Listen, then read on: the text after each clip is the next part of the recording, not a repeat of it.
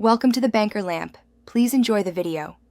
You start by powering on the Realme Neckband and ensuring it has at least minimal charge. Low battery can block noise cancellation. Once done, put your phone within 1 to 2 meters and enable Bluetooth in settings so pairing succeeds fast.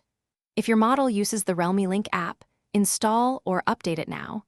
The app exposes ANC modes and firmware updates.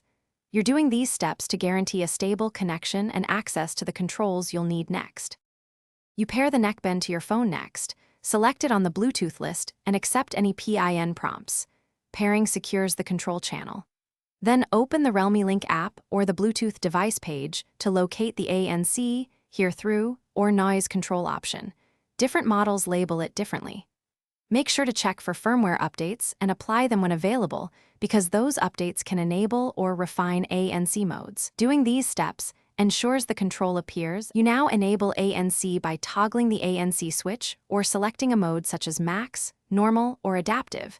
Choose the mode that matches your environment. Once enabled, play familiar audio and listen.